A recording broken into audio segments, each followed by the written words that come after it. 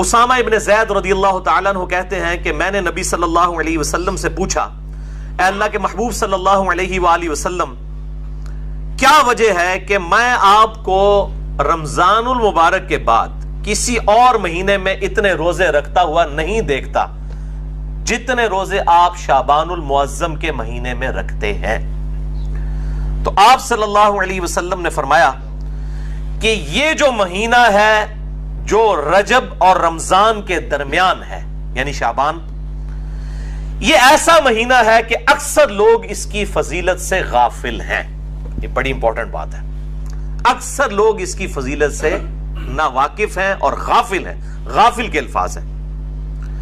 جبکہ یہ ایسا مہینہ ہے کہ جس میں اعمال اللہ کے حضور پیش کیے جاتے ہیں، اور میں اس لیے کثرت سے روزے رکھتا ہوں، اور بخاری مسلم کی حدیث میں آتا ہے کہ بعض اوقات آپ نے شعبان کا پورا مہینہ ہی روزے رکھے ہیں۔ میں اس لیے کثرت سے روزے رکھتا ہوں کہ میری یہ خواہش ہے کہ جب اللہ تعالیٰ کے حضور شعبان کے مہینے میں میرا نامہ اعمال پیش ہو تو میں روزے کی حالت میں ہوں، روزے کی حالت میں میرا نامہ اعمال پیش ہو۔ اچھا، نامہ اعمال جو ہے بخاری مسلم کی ایک حدیث میں آتا ہے کہ روزانہ بھی پیش ہوتے ہیں، عصر اور فجر کے وقت فرشتے جو ہیں وہ بدلتے ہیں۔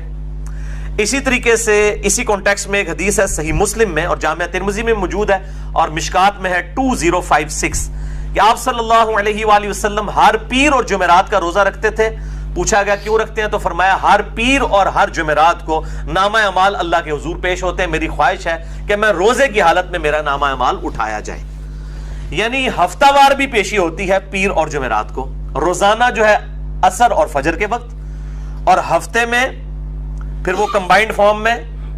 جس طرح ہمارا بھی ہوتا ہے کہ ایک سال کا بجٹ آتا ہے پھر مہینوں پہ ڈیوائیڈ ہوا ہوتا ہے، پھر منی بجٹس ہوتے ہیں، تو اللہ تعالیٰ کا بھی جو سال کا پورا سیشن ہے وہ شب قدر ہے جو رمضان کے آخری عشرے کی طاق راتوں میں ہے، اور جو ہفتہ وار ہے وہ اس اعتبار سے پیر اور جمعرات اور روزانہ فجر اور عصر کے وقت، اور سال میں ایک مہینہ اللہ تعالیٰ نے مخصوص کیا ہے، ایک تو ایک رات ہے نا، ایک مہینہ بھی مخصوص ہے، وہ شعبان المعظم کا مہینہ ہے اس حدیث کے تحت۔ تیسری حدیث بھی بخاری اور مسلم دونوں میں موجود ہے، مشکات میں ہے 2036۔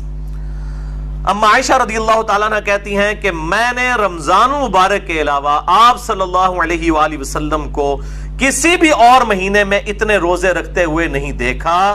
جتنا کہ شعبان کے مہینے میں روزے کثرت کے ساتھ رکھتے ہوئے دیکھا ہے۔